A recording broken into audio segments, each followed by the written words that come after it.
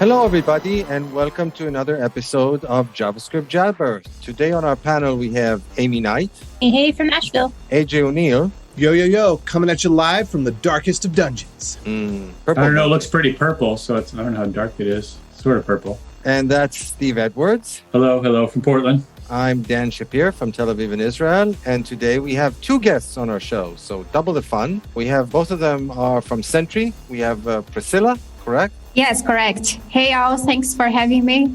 And also Mark Story, right? Yep. So welcome to the show. And where are you guys located? Can you share with us? I'm located in Vienna, Austria. Oh, that's very, very cool. And how about you, Mark? I'm in Toronto, Canada. I hope the weather is fine. You're having a bit of an interesting time, no, Priscila? Oh, yeah. It has been raining a lot here. We have very hot days and then rainy days, and yeah, it's a weird weather and time. Feel free to send some of your rain our way. We could use it out here. I'm not so sure, Steve. They're having really significant flooding not so far from where she is, I think. Well, yes, I didn't say all Germany. of it. I just said some of it. Just some of it, not all of it. Yeah, in Germany, Netherlands, and Belgium, I think. Oh, okay. Then stay safe. And today, I think we're going to talk about TypeScript, or specifically about how to take an existing project and transition it to TypeScript. This episode is sponsored by Sentry. Sentry is the thing that I put into all of my apps. First, I figure out how to deploy them. I get them up on the web. Then I run Sentry on them. And the reason why is because I need to know what's going on in my app all the time. Yeah, I'm kind of a control freak. What can I say? The other reason is that sometimes I miss stuff or I run things in development. It works on my machine. We've all been there, right? And then it gets up in the cloud or up on a server and stuff happens and stuff breaks, right? I didn't configure it right. I'm an idiot and I didn't put the AWS credential in. I didn't do that last week, right? That wasn't me. Anyway, I need that error reported back. Hey, Chuck, I can't connect to AWS. The other thing is that this is something that my users often won't give me information on, and that's, hey, it's too slow, it's not performing right. And I need to know it's slowing down because I don't want them going off to Twitter when they're supposed to be using my app. And so they need to tell me it's not fast enough, and Sentry does that, right? I put Sentry in, it gives me all the performance data, and I can go, hey, that takes 3 seconds to load, that's way too long, and I can go in and I can fix those issues, and then I'm not losing users to Twitter. So if you have an app that's running slow, if you have an app that's having errors, or if you just have an app that you're getting started with and you want to make sure that it's running properly all the time, then go check it out. They support all major languages and frameworks. They recently added support for Next.js, which is cool. You can go sign up at sentry.io/signup. That's easy to remember, right? If you use the promo code JSJabber, you can get 3 free months on their base team plan. But before we go there, can you tell us a little bit about yourselves and what you do at Sentry, and maybe even what Sentry is all about, if somebody doesn't already know? Yes, sure. So my name is Priscila. I'm a Brazilian software engineer based in Vienna, Austria. I am currently employed at Sentry, working on the user interface of our application. Sentry offers an error and performance monitoring platform, helping developers identify, fix, and optimize the performance of their code. And for myself, I also work at Sentry with Priscila. I'm currently on the revenue team, so I work on the billing and the kind of usage counting aspects of Sentry. But in the past, I helped work on the performance monitoring tool and built all of that out. Now, I'm familiar with Sentry because I work at Wix, and we actually use Sentry at Wix.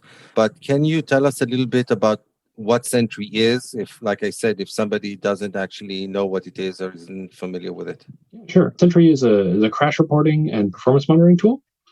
So you can think of when your application crashes, you may use a log file. And so what Sentry does is kind of replace that log file with a much richer way to view and kind of analyze error reports. So it's error reporting, and then crash reporting, and performance monitoring. So we focus a lot on web technologies, web stacks, and getting more into native and mobile stacks as well. Yeah, I'll jump in here and say that GoTry, we're a huge user of Sentry, and my boss wanted me to let you know we're big fans. So awesome. We live in Sentry every day. Every morning I come in and see my Sentry alert in my email. Yeah, so Yeah. I guess to kind of build on that, like we take the errors from your application, and then we can do alerting and reporting, give you breakdowns on like what happened and who was affected and how many people were impacted, all that kind of stuff. Yeah, one of the things that we use it for is exactly for error monitoring. I mean, for example, if there's somehow a bug got deployed in the JavaScript code for the client and, an uncaught exception because of whatever, and then we get reports for that. And what I really like about it is that it kind of aggregates the error messages together. So it's not like you're bombarded with a ton of error messages that are slightly different because of various browser and device versions, but it's aggregated together so you can actually understand where the error is and you get the stack trace. So it's fairly straightforward to identify the cause of the problem and then either roll it back or maybe deploy a fix or whatever. So we definitely looking at the error counts and error reports is one really important thing that we do with it. I would say, like, you kind of hit it right on the nail on the head. Like, when you're dealing with client-side JavaScript, you can't use logging because it would just log into the person's browser. And so where it really shines is in environments where you don't have control of the infrastructure. And that's where we've seen a lot of adoption in like JavaScript and in mobile, where traditional logging doesn't work. And so error reporting works fantastic there. Like, you can actually see what's going on and get the stack trace and get the local variables and be able to see a lot more of what's happening there. And I believe you have both a free and a paid version, correct? Yep. So there's two kinds of free. Can you elaborate a bit? Yeah, so there's a hosted version, like a developer plan on the SaaS product, which is one we run. And then we also produce an open source version of the main server components. So if you want to run it yourself, you can. Yeah, those are the two ways we give it out for free. And the client side part, the thing that runs in the browser or in the mobile device, is that part of both? Yeah, the SDKs, so we call them SDKs, they're the same across both the self-hosted and the Sentry hosted versions. And all of that code is released under like an MIT license. Cool. And which part of your application did you actually transform into TypeScript? Everything. So both the client and the server? I just don't, or let's put it differently.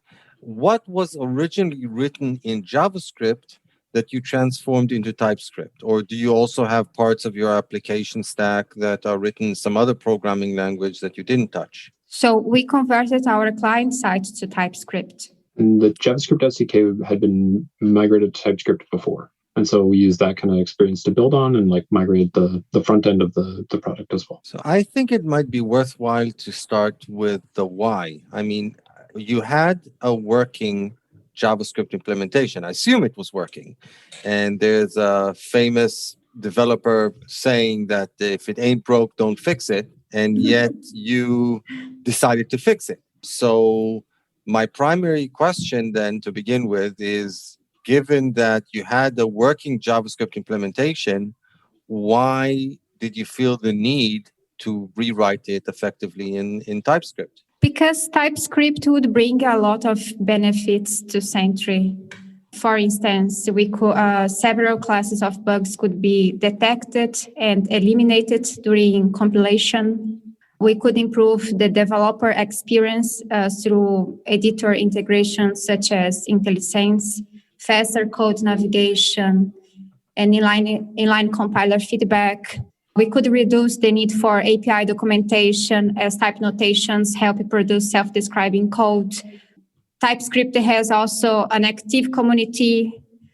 Another benefit would be the libraries we already use already have type definitions available. And we could adopt TypeScript incrementally. So we could take our time. So about that, putting it in incrementally, or actually before that, if we go back to the motivation, can I ask how large your team is, the team that's working on this front end part? Yeah, sure. There's about 10 developers, around 10 that are focused on front end. And then there's a larger, broader team of like developers who are more like full stack and do occasional front end contributions. But it's the bulk of the TypeScript conversion work was done by the 10 front end engineers. I don't know if it's 10, maybe it's 7 or 8. And suppose rather than 8, let's say it was only 4, if it were a smaller project, or 3, do you think it would have still been worthwhile, or is it like related to the fact that it's a larger team of developers? I think some of the wins come from a larger team. I would probably still do the conversion if it was a smaller team. If the code base was equally smaller, so we're like a 7 or 8 person team and like around 95 to 125,000 lines of code for the front end. But if it was like half that team and half that code, I would probably still do it. Like Priscila mentioned earlier, like being able to detect and eliminate a whole bunch of bugs just through compiler checking was a huge benefit. Like we were having those bugs come up quite a bit and causing like customer facing outages due to front end bugs that could have been caught by a compiler. So it seemed really like very straightforward for us. It was an easy sell to, I guess, to say like these bugs could have been prevented if we had type checking. And, since we've kind of adopted TypeScript, those kinds of bugs haven't happened. So it's not just like the tiger fence where if you put up a fence, tigers won't come to your house. There were tigers. So are there any alternatives to TypeScript that you're aware of or that you considered for adding more safety to JavaScript? Yeah, there's a couple other options. There's Flow out of Facebook. And then if you want to go like way off the beaten path, you can actually write front-end code in Rust and then compile the Rust into WASM. But that was a much bigger lift for a team of our size. I don't know. That sounds attractive to me. Well, but the integration. Well, I know that would sound attractive to you, AJ. You're a backend guy anyway. But the integrations with the JavaScript part, I think, would have also been much more complicated. I mean, you would have had to implement various bridges to integrate with the various DOM APIs that I assume that you use within your library. Do you use DOM APIs? A little tiny bit. You have to, a little tiny bit.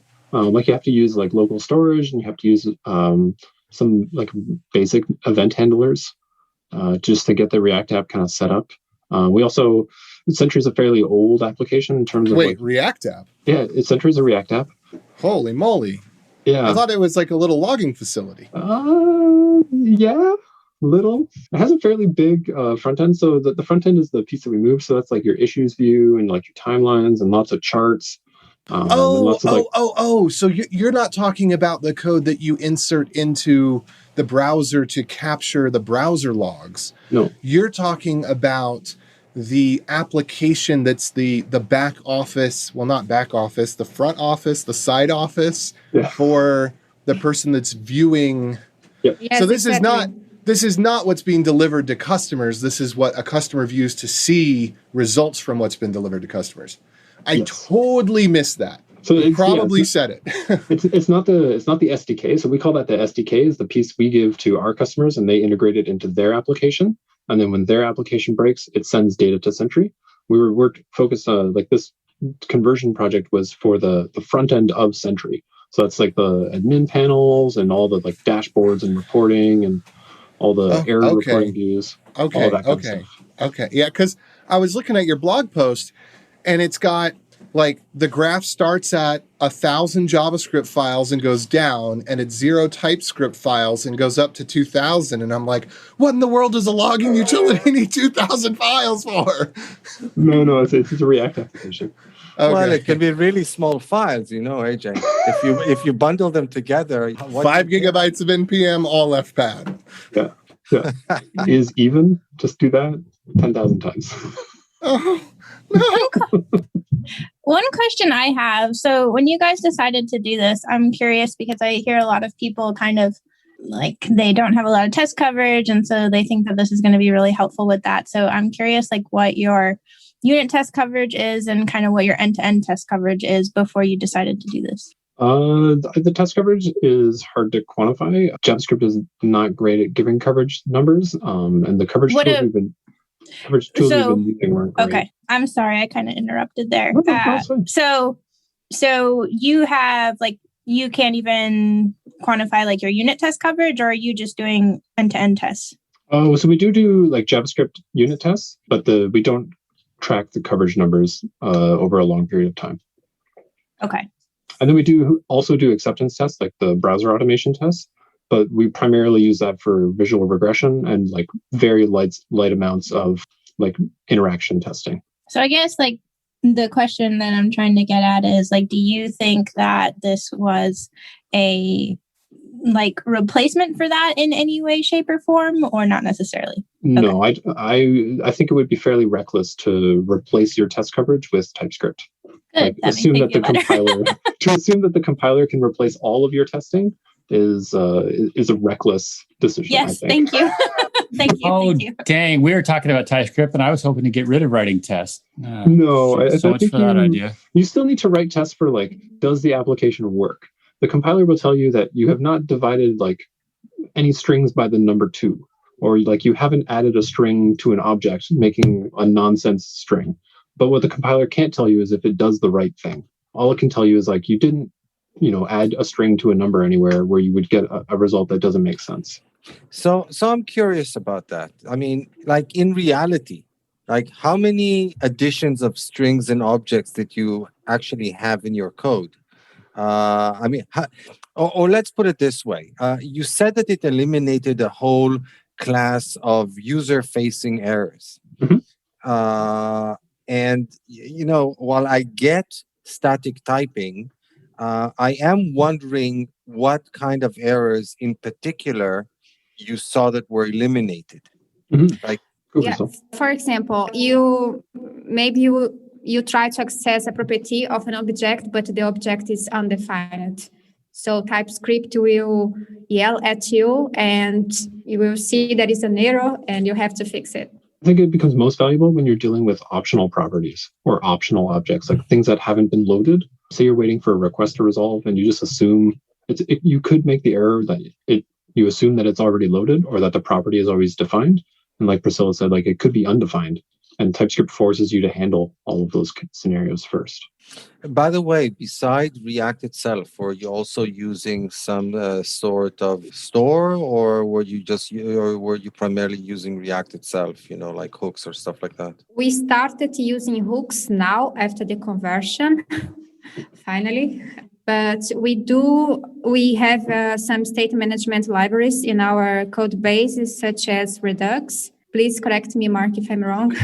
Reflux, the awkwardly named sibling to Redux. Reflux. Yes. I think we also have Mobex. We do. Oh, both of them. That's interesting. Yes. Yeah, why not? Let's do all the state managements. Why not? And how did you find that these state management solutions worked with TypeScript? I mean, I know that React has as good TypeScript support built in, but how about the various state management solutions that you were using? Reflux was okay. The types that came with the version of Reflux we're using aren't perfect, so we kind of had to hack around them a little bit. Mobex was fine. And another question that I have, like a similar vein, is sometimes when I see projects that are transitioning to TypeScript, especially if it's not a rewrite, but rather refactoring an existing project, then in JavaScript, especially if you're working with JSON data, which is in a lot of cases, that's kind of the data that you're retrieving from the server. It's kind of this sort of a property bag where certain properties sometimes exist and sometimes they don't. And then I'm kind of wondering about the value of trying to add type annotations to this stuff. Like when you have an object where literally, like it's all you can literally say about it is that it's a collection of string keys and general values, then what are you actually gaining in that type of a scenario? You're talking about like the bridge between like an API response comes in and it's a bag of stuff, and then how do you turn that into a type annotation? Exactly, because otherwise all you can literally say about it is that it's an object with properties, and that's not a lot of type information. Well, that's a hash. Yeah, I mean, it's a different use case. It's not an object in the classical sense of an object. It's a collection. Yeah, totally, which is why I refer to it as a quote unquote JSON object. It's just that these sort of things are really common in JavaScript, especially when you've got the front end communicating with the back end, retrieving data from it. And what I see is sometimes when you're looking at the type information or the type declarations for stuff like that, you either see some interface where everything is specified as being optional, or you see some sort of an interface that's literally just defining it as string keys and object values. And either case, you're potentially not getting a lot of value. So I'm kind of curious about how you dealt with scenario, if you actually encountered scenarios like that, and when you did, how you handled them. So our API has a lot of string bags. I guess is kind of the thing you're describing, like string keys and then string values. We also have some structured data where things are known to be numbers, or a classic one is the event kind of interface we have. It has a whole bunch of optional structured fields. So it could be, exception. It could be a stack trace. It could have threads. Those threads have registers in them. And then all of that kind of data is quasi-structured. There's a lot of optionality in it, but it does have structure and it does have types. So for us, it was pretty helpful to have all of that data kind of typed out. There is, of course, the weakest link is where you accept the API response and then cast it into, it is this shape. And at that point, TypeScript just trusts that you know what you're doing. So I would say that's one of the weak points is like if you mess up that type definition between the API, between the server and the client, you're going to have a bad time. But if you get it right or like close to right, it can be pretty useful. Like you'll get down to like numbers, you get down to like object types, and we do a lot of like object traversal because we have a lot of very like Priscila can attest to this. Like the stack trace inner object is just this really deep nested object. Yes. Or you can try to do it in GraphQL and yeah. So yes, we really would love to introduce GraphQL, but it seems unrealistic for us at the moment. It's a big lift, like way bigger than getting to TypeScript was. Yeah. So I guess if I'm understanding you correctly, what you kind of try to do, unless your JavaScript was maybe already shaped that way, is that you kind of try to push the parts where they are, let's call them kind of unstructured in terms of type definitions, to the edges, and then like get them into organized structures as early as possible. And from that point on, everything is well organized and properly typed. Yes. Yeah, exactly. So a lot of the internal state will stay typed and is easy to type. And then, yeah, like you said, start at the edges of the network boundary where the untyped data comes from, and then cast it into types. And then from there in, it's mostly all typed. It's all turtles all the way down from there. Turtles all the way down. That's right. Okay. Which brings me to my next question, which is how much of a re-architecting or rewriting was this? I mean, did you more or less just add types on top of the existing code structure, or did this kind of force you into rethinking your architecture, like we just said, about moving those parts that are less type consistent to the edges, and which is potentially different than the original JavaScript architecture that you were using? I think we tried to focus on just the type annotations and like fixing the logic where we had potential type bugs. So I don't think we did a ton of like rewriting and re-architecting. It was mostly just add the types, fix up any bugs that would have been caused by the TypeScript has revealed, and then go to the next component. Yeah. I took the opportunity to refactor many components during the conversion. Yeah, show me a developer who doesn't like a good refactor. Yeah, there's definitely some of it that happened. And I think it was also helpful to kind of expose a bunch of developers to parts of the product they hadn't worked in before. And we were able to find like components that were the same. Like we did a conversion of a select list, and then we found another select list that was the same. We could just use the other one. So it was good for overall code hygiene as well. So I live mostly in the Vue world as compared to React, which is obviously what you guys are using. Is React already built to interact pretty well with TypeScript? The reason I ask is that, for instance, with Vue 2, it was pretty difficult. You really had to add an additional library that allowed for integration with TypeScript and so on. And just writing components looked ugly. I winced just reading some of the examples. Now with Vue 3 core was written in TypeScript and has, is designed specifically to be much easier work. You use TypeScript. I haven't been able to do that too much yet, but hopefully we'll get to do that soon. So my question is, from a React standpoint, was that capability already existent in React to easily use TypeScript in your components? Yes, React plays very well with TypeScript. It provides types, and we didn't have any issue as far as I know. You just have to install that types library. There's a React types library. And so that type stubs gives you all the type information. So why not use Flow? Good question. Like, why use Google Microsoft's tool for a Facebook problem? Isn't Flow kind of dead or dying or something? And I apologize to the Flow team if I'm completely off base here, but I think that TypeScript kind of won this war. That was our feeling as well. Yes, I have the same feeling. Yeah. Maybe not that Flow is dead, but that TypeScript was getting a lot more momentum behind it. Yeah, that's my feeling as well. I'm familiar with a lot of TypeScript projects and TypeScript conversions, and I'm hard pressed to think of even a single Flow one. So much for going with the flow, huh? So I have a question here regarding education in your blog post, and this is something I would be considering in really diving into TypeScript and learning it. It says you recognize that most of your team at Sentry would need additional resources and materials to learn it, to get up to speed, to be able to use it. It says you used a list of introductory articles and resources for configuring various editors. So it sounds to me as if there's quite a supply of readily available and free tutorials and courses on TypeScript out there that you don't need to sign up for some paid course or something like that. Yeah, I would agree with that. Any chance you have a compiled list of all your resources that you've published or be willing to put out?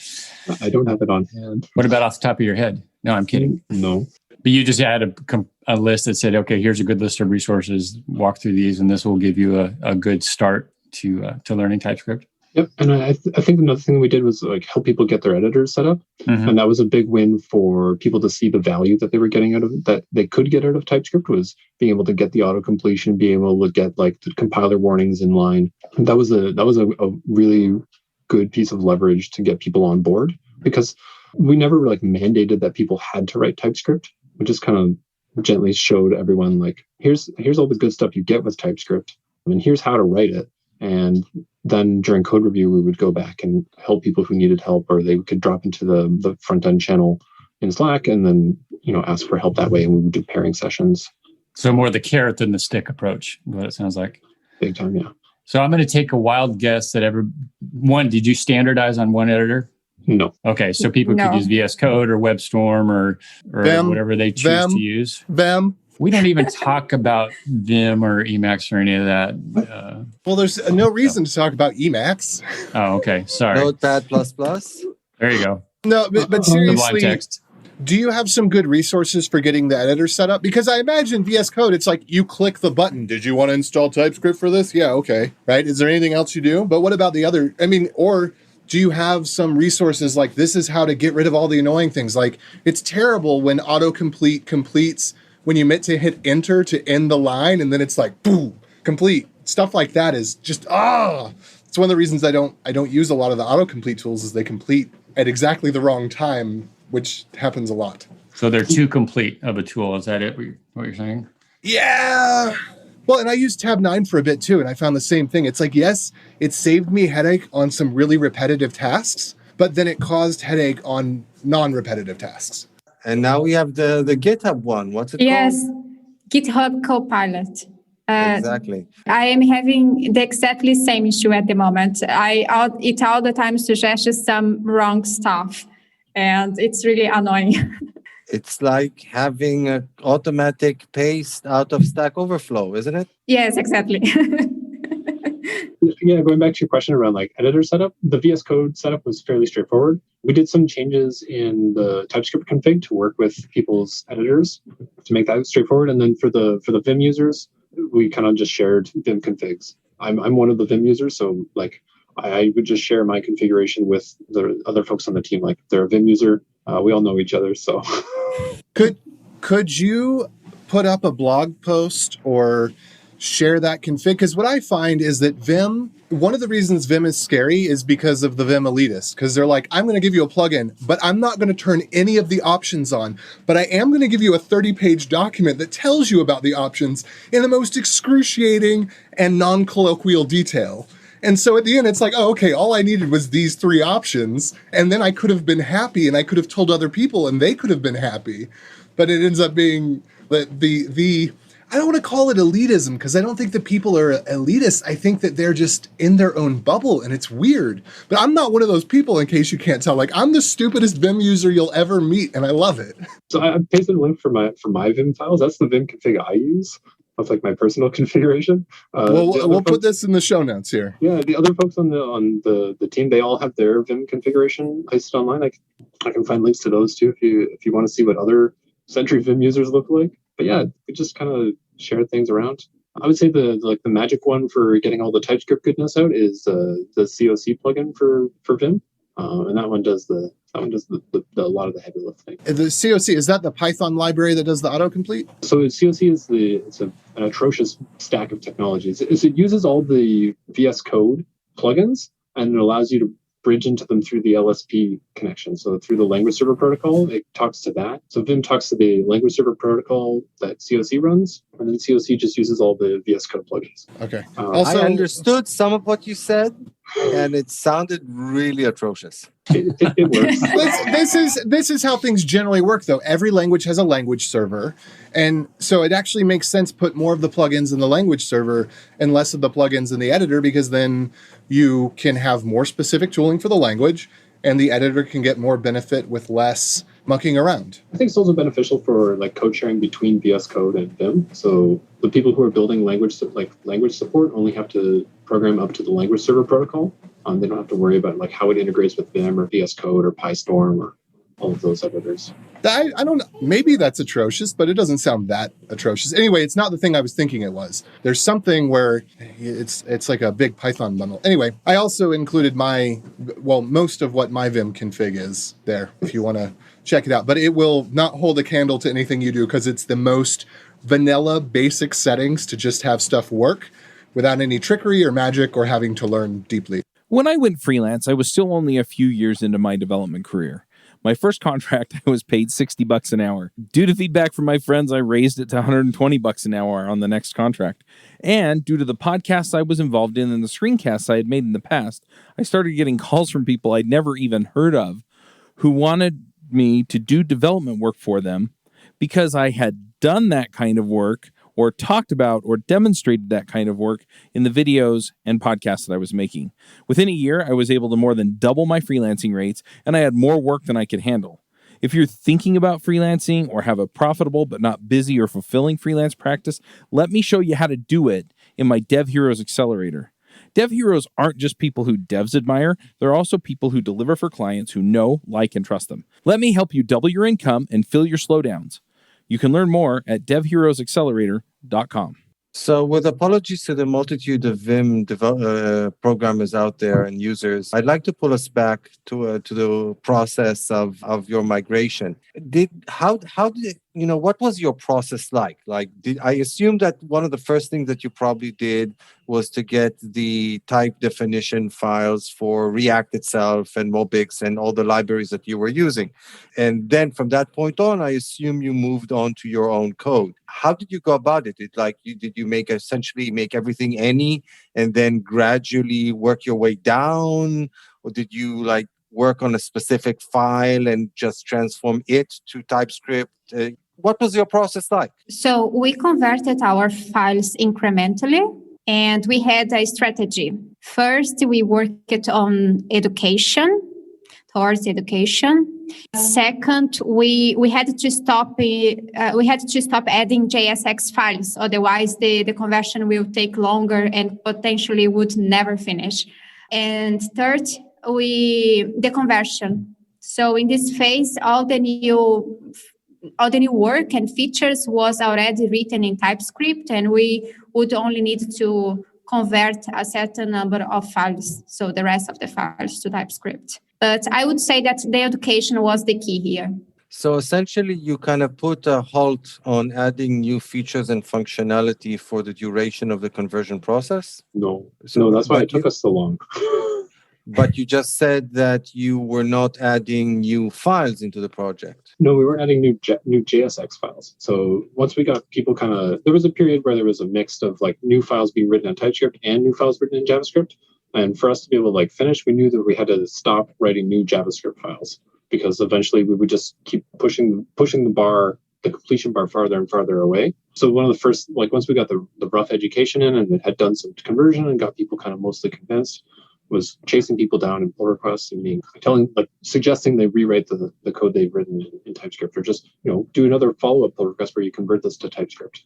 And we'll help you if you need help. And so, yeah, like Priscila said, we did one file at a time. We didn't do the any approach that you mentioned because we felt like that was going to leave more work for us at the end. We'd rather just leave it in JavaScript, and then we would know like what's done and what's not done. So we intentionally didn't go around and add anywhere unless we really had to. So if I'm understanding correctly, what you're saying essentially is that you would take a particular JavaScript file and then, I don't know, create a branch or something, completely convert that file into TypeScript so that it was fully typed, strictly typed, and then put it back into the project as a whole, and not leave any any's hanging around. Ideally, no any's left. Yes, eventually we had to use any in a couple of places, but we were trying to do the right thing and write correct types. Which brings me to another point. If you're writing your code to begin with in TypeScript, then you tend to use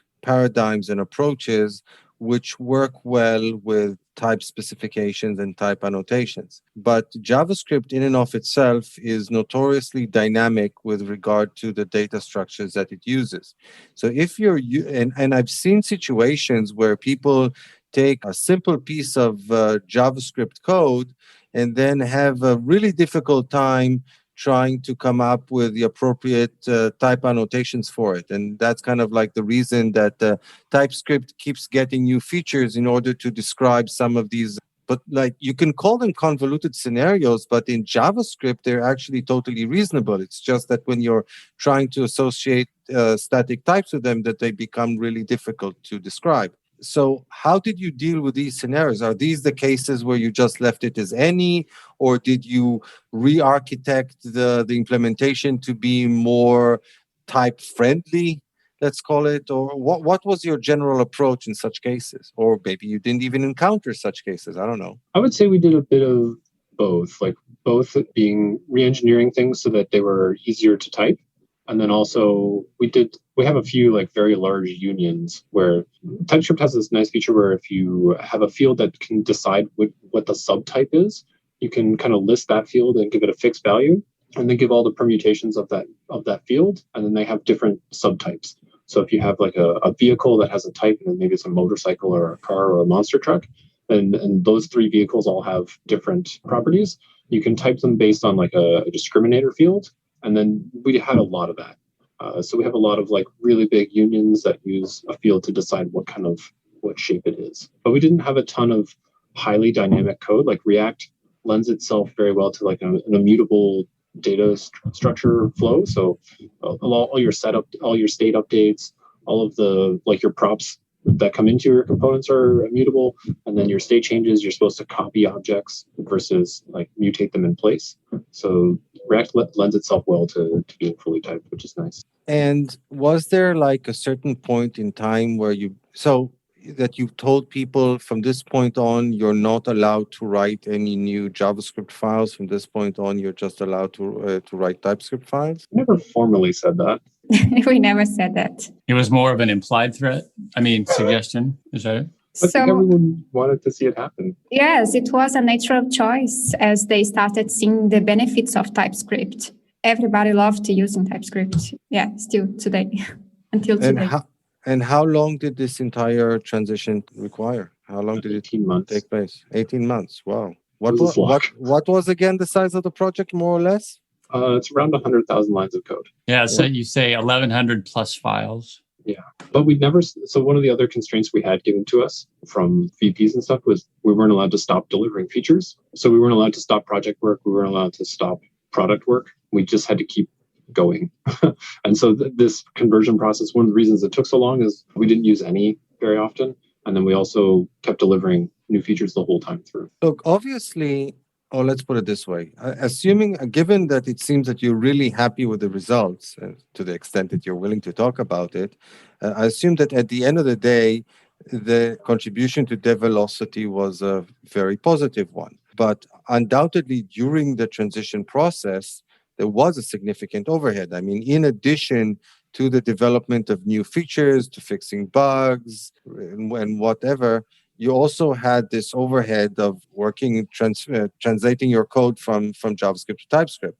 How are you able to maintain that rate of releases and feature development, or were you given some sort of a grace period from management saying, okay, you need to continue delivering features, but we accept for a certain period of time, I don't know, a 30% reduction in dev velocity or something like that? Was there this sort of an actual or maybe implied agreement? I don't think we ever had a specific number, but I think it was kind of an implied agreement that there would be some overhead. And it was up to the individual teams to kind of minimize that or like balance it with their product requirements. So I can speak for myself, like there were periods of time where I did a lot of TypeScript conversion because my product work was, I was able to get it done fairly efficiently. And there were periods of time when I had a deadline coming up where I couldn't dedicate any time to doing TypeScript conversion. And the same was true for other folks on the team. I'm sure Priscila had similar. Yeah, the same for me. But in my case, I remember asking my manager if I could have the Friday just to convert files to TypeScript. So he agreed it. So Friday was my TypeScript day, TypeScript conversion day. Yeah, that sounds like a nice way to do it, just to have a set block of time that says, okay, this is all I got to focus on, where I don't have to try to balance feature work versus TypeScript work. Yeah, allow you to sit down and focus. So just to clarify from an integration standpoint, so as you're going along, you basically sort of got two flows going, right? Here's your TypeScript conversion and you're adding new features at the same time. Now I assume, and you know what they say about assuming, that as you're adding new features, you're using TypeScript. Is that correct? That was that was the goal. Initially, that wasn't the case, but over time, as the education kind of got through to all of the front end folks and all the occasional contributors, that's what happened. Yeah. So then, as you're doing features and converting older stuff, existing code to TypeScript, are you merging those in together into your master branch and deploying, as compared to here's all my TypeScript conversion now, let's dump it all in at once with the features? Yeah, that could have been ugly. It was a very mixed state. So you would have data going between TypeScript and JavaScript files. One of the clunky things of that is when data goes into a JavaScript file, it loses all its types. But because of the way you have to type everything in React, once it came back into TypeScript land, it would get typed again. So there was definitely some awkward phases throughout that conversion process. So what happens in the compiled code if you had something typed and then you end up getting the wrong type? Is it just ignoring it because it's compiled at that point and TypeScript is just for tooling? Or does it actually put a bunch of extra code in to basically upgrade and lots of try catches? And what does that end up being? So the output of the TypeScript compiler is basic JavaScript. So it kind of strips all the type annotations out. So the compiler will check the existing type annotations and give you warnings if any of them have been violated. But the output of the TypeScript compiler is vanilla JavaScript, which then gets integrated with all the other JavaScript we have and then bundled and turned into things we deliver. So basically, in other words, no runtime type checking. All the type checking is done at compile time.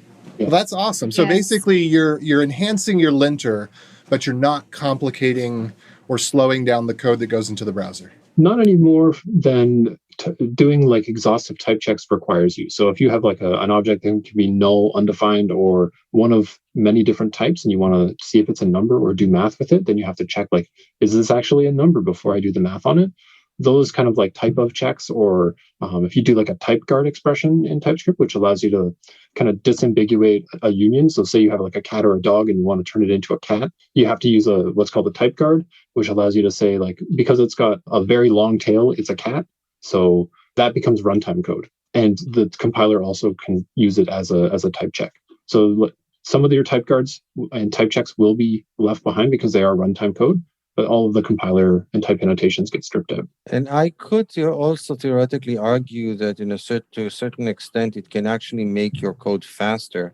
Well, at the end of the day, obviously, it's JavaScript. So saying that the JavaScript is faster than some other JavaScript is always problematic. But the point is that you're more likely to write type consistent code. And type consistent code is easier for the JavaScript optimizer to actually optimize. So you're likely to end up with code that's easier for the JavaScript engine to optimize if you're working in TypeScript. I would agree with that. So now that the project is effectively complete, are you happy? Yes, we are happy. Silence. Yeah, I can see Mark thinking about it. Am I really happy? I mean, we still need to replace all the any types, and also we are now planning to convert also our tests to TypeScript and replace Enzyme with React testing library. So yes, we are happy, but there are still some stuff we'd like to do. Well, you have to find something to do on Fridays. Yes. Yeah, I guess like for me, am I happy with TypeScript? Yeah, it's worked really well. It's helped catch a lot of bugs. I find the editor integration really helpful. So I think I've realized the value of TypeScript from the conversion work, and I'm happy we did it. But yeah, we still have a lot to do. Like the work's not done. So what, for example, aside from converting the tests to TypeScript as well, what else do you think needs to be done? So we talked very much earlier about the multiple state management libraries. I would like to get that fixed. So maybe we don't have to say that we have 3. That would be nice to pare that down. Nice. So basically, you're saying now that we're type safe and I feel much more secure about the structure of my application, I can try to maybe change the architecture a bit to make it better. So. Yeah, yes. I would. We also put kind of an internal moratorium on refactoring, large scale refactorings, while we were doing the TypeScript conversion, because we didn't want to have multiple in-flight projects and then never finish any of them. Please take away all the developers' fun. What's up with that? Yeah. Well, we need to get one thing finished. So now there are people who are converting class-based components to function-based components and using hooks a lot more. So that's another opportunity for cleanup and simplification. So yeah, that kind of work is happening now. I've seen projects where the transition to TypeScript was actually done as a part of a rewrite, where effectively for some reason the application needed to be rewritten or re-architected. And then they basically said, okay, if you're going to be rewriting it or re-architecting it, we might as well do it in TypeScript. But your approach was the incremental one. Mm-hmm. Which do you think is more conducive for success? I've done a big rewrite before, and they are very hard, really, really hard, because you have so much product already built, right? And then you're just rebuilding it. And customers still want new things to come out, and they still need bugs fixed. So you're going to be maintaining 2 systems for a really long time. Yeah, I don't like big rewrites. I've done a couple of them, and I don't like them. You don't like fun. It's not. So I'm kidding. I obviously get what you're saying.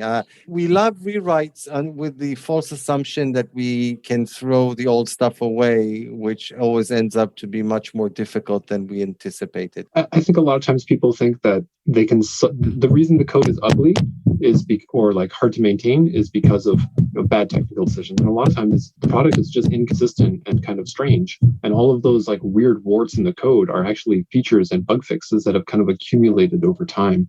And so when you go down that rewrite and you try and peel off all that scar tissue, your very clean thing doesn't work. And it doesn't have all the, it's not bug compatible. It doesn't have all of the specific behaviors that it used to have. So all those warts slowly migrate their way back in. You end up in the same place. Yeah, the essential complexity versus the accidental complexity, for those of us who are familiar with the no silver bullet. Yeah, you find that you need to migrate all the essential complexity, and often there's quite a bit of it. Yeah. Any final tips and suggestions to anybody who's considering a similar project? I would suggest doing an incremental approach.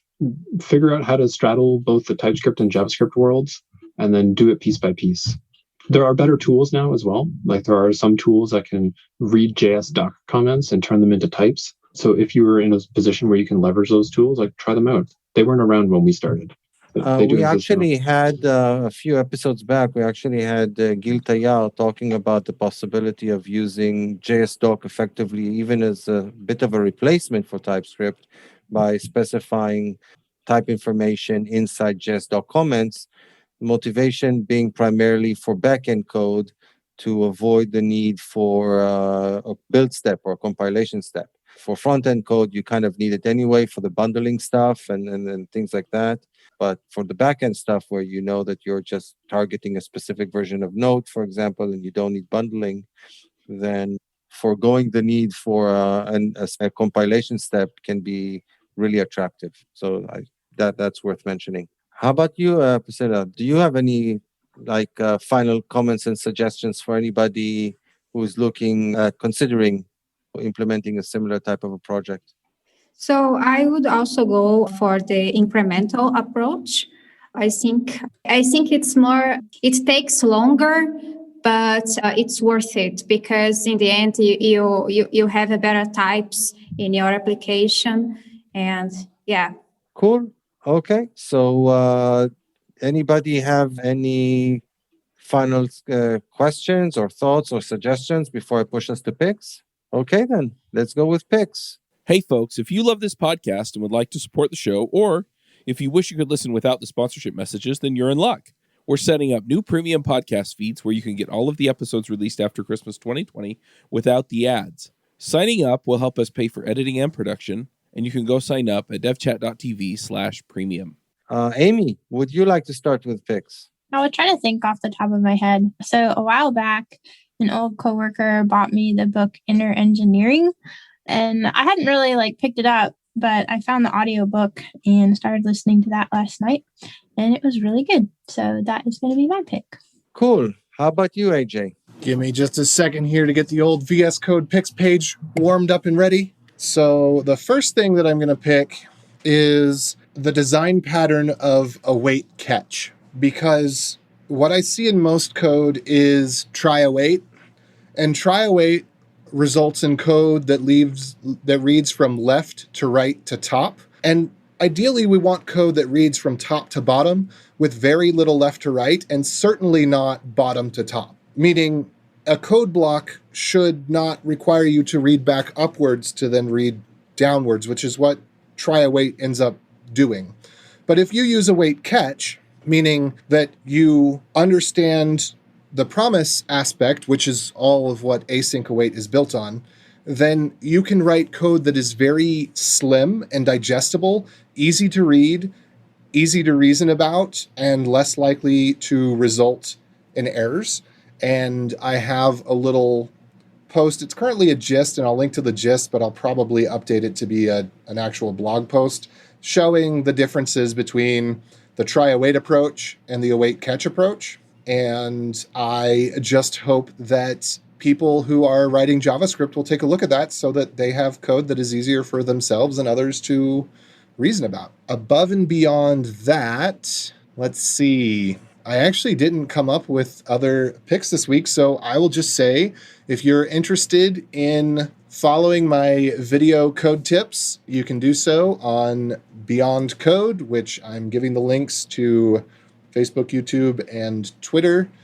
And if you follow the YouTube channel, there's actually two channels, one where I just do live streams and the other one where I do edited, which gets posted to less often, but I'm wanting to ultimately ramp up.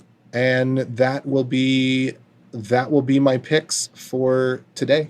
How about you, Steve? Sorry, I wasn't ready. I'm not used to AJ's picks taking less than 10 minutes, but I think I can jump in here. So first pick, I actually have a pick, and then I'll get to the high point of the show, which are my dad jokes, as always. There's a podcast episode, and it's actually from a couple of DevChat alums. It's the WebRush podcast with John Papa and Ward Bell and Dan Wallin.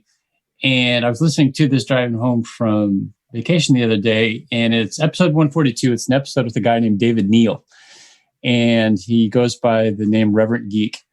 And it's all about how he uses art for illustrating his presentations, his slides and stuff like that. And he talks about how he started out basically being able to draw stick figures, and that was about it. And that illustrates the current extent of my artistic capabilities as well. But as he went and practiced and got a lot better, he started being able to draw better and better, as anybody would. But he really talks about the feedback that he got from people and how just having a little bit of art really made his presentations. He was doing a lot of traveling around and making presentations at conferences. And the feedback that he got was just phenomenal, how much it really caused the audience to be more engaged in what he was doing. And so it was just a really fascinating podcast to listen to. But one of the things that really piqued my attention was that at his Twitter feed, he does a dad joke a day. And I was like, all right, I really like this guy. So I tweeted him. And now I will say this, that the drawing on his dad joke a day on his Twitter feed are really good. The jokes are a little lame. They're not quite up to my standards of excellence, but I'll give him an A+ for effort for sure. And nobody he says, can match your standards of excellence. I know. It's hard to sink that low. And so but anyway, he puts up one a day. He's done like 200, I think he said in a recent tweet. So anyway, the episode is 142 of WebRush, and I'll put the link into the show notes so you can go listen to it. But it's really a fun episode to listen to. And then for my own dad jokes of the day that I wrote myself, of course, being left-handed, this one particularly was appropriate for me. It says, why should you never brush your teeth with your left hand, regardless of what hand you are? Because a toothbrush works better. And then the second joke. Wait, I didn't get that one. I brushed my teeth with my left hand. I use a toothbrush. I don't use my left hand because it doesn't quite get the teeth clean. Okay. Thank you. Usually people just sit there and groan or stay on mute, so I appreciate that. That one was good. It's just, I think you got to work on the delivery just a touch. Oh, I'm going for the Stephen Wright dry humor approach, but yeah, I'll work on that, AJ. I think there's something off with the pausing or phrasing, or maybe it's your accent, but just you can reach it, Steve. I've got faith I know. in you. Like I said, I'm working on it. I'm not at a professional level yet, but I'm working to get there. And then the other day I had a pet lizard, and I took him back to the pet store because he wouldn't stop telling dad jokes. And the clerk told me, well, that's not a lizard. That's a stand-up chameleon. So that would explain why he wouldn't stop telling dad jokes. The good thing I unmuted so that I can groan. Yes, thank you. Well, the groans add ambience to the telling of the story. So I appreciate that, Dan. Anyway, those are my picks and jokes for the day. Can I add one thing since I didn't take enough time before Steve? Oh, for sure. Go for it.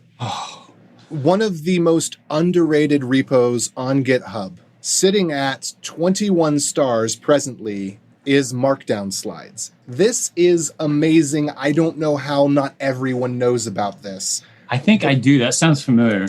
But this lets you write a presentation in a Markdown file, and it has nice transitions and everything. Like, all the nice features are turned on by default, which all the ones that have 20,000 stars don't have this stuff. So you write it in Markdown, and then it does a little bit of magic to transpile it to HTML with some of the special tags for Reveal.js, and gives you a real Reveal.js folder. So I'm going to link to that, and you can see right in the README just how cool it is. It even lets you do code highlighting line by line. So if you want to have it go from lines 1 through 3 are lit up, and then lines 4 and 5 are lit up, it lets you do that. So this is just amazing. Anybody who's doing a presentation, at least check it out. It's super easy to use. And I just, if there's something else out there that I'm missing that's better than this, my search results weren't turning it up. So please, by all means, educate me. So the benefits of using that over, let's say, Google Slides is the ability to embed code and stuff like that? Oh, you can embed everything. You have got full control over it, because you can even put down in HTML if you want. So you just write your slides in Markdown. It's just really simple. You want a bulleted list, it's just a Markdown bulleted list. So it's ridiculously simple. If you are somebody who is a coder and you don't know Markdown, well, there's your first problem. And if you think Google Slides is better, then maybe it is for whatever your presentation style is. But I mean, I just can't imagine Google Slides being this easy. I don't do fancy stuff. And then you don't have to do fancy stuff with this. The fancy stuff is just automatic. Like you just tell it what background color or image you want. No, it's mostly the question of do you, if most of your slides are laid out the same, and they should be, then just providing the content is usually what you want. And like you said, the Markdown really makes it really easy and straightforward to provide the content and the basic styling that you need for the content. Like this is code, this is a bulleted list, etc. Google Slides is more about I want to drag and drop it around. I want to move my text block like 5 pixels to the right or something like that. Yeah, I probably wouldn't do that for this. I'd say this is suited for slides where you have code. I wouldn't necessarily suggest it for a business presentation, although since it's HTML and Markdown and LaTeX, you could, of course, do whatever you want with it. But yeah, I would say it's suited for code presentations. And why would I use it above Google Slides for anything, even if it's not a code presentation? Because when I hit the right arrow, the slide goes to the right rather than being a flash on the page. It's a smooth transition. And I think that right there is just one of those things where having that on by default just makes sense. Anyway, I didn't mean to take 10 minutes on just this, but it's awesome. Cool. It definitely sounds like something that's worth looking at, and that's the whole point of Pix. So I actually, even though I threatened everybody at the beginning of, before we started recording that I have absolutely no picks, happily during your picks, I remembered two that I would like to mention. So Steve kind of also inspired me to pick a podcast. And the one that I'm going to pick is called The Fall of Civilizations by Paul Cooper. I'm something of a history buff, and this is a really interesting one. It talks in detail about the collapse of ancient civilizations. So he has an episode about the Assyrians. He has an episode about the Han Chinese, etc. It's, like I said, being a history buff, this is really interesting. And you always kind of have this nagging fear that maybe we are also living in falling civilization, and we didn't actually notice it. The Roman civilization took several hundreds of years to actually complete its fall. So it could be that we're slowly falling and we're not even aware of it, which is kind of disconcerting. It's a really excellent podcast. The production value is amazing. The episodes are long. They can, they are up to 3 hours, sometimes even more, but you can listen to it in segments. He has voice actors on there. And like in the one on the Han Chinese, he actually brought Chinese speakers to read out various bits of Chinese poetry.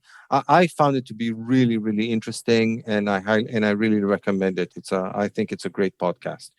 And the other thing that I found interesting that's currently going on is this whole thing about, I don't know if you heard about it, about this company. It's actually an Israeli company called NSO and the Pegasus Project. Or basically, it's spyware. They sell software that makes it possible for you to hack into people's smartphones, be it an iPhone or an Android, and then spy on them. Get their contacts, get their calls, get their texts, whatever.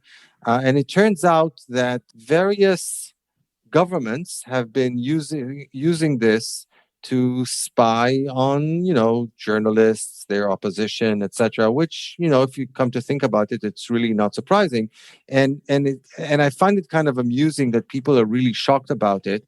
And it kind of reminded me of this episode on this old sitcom, which is excellent and highly recommended. It's a British sitcom called Yes Minister, where they talk about arms sales, about how British arms, it takes place in the British government. So how British arms find their way into the hands of Italian terrorists.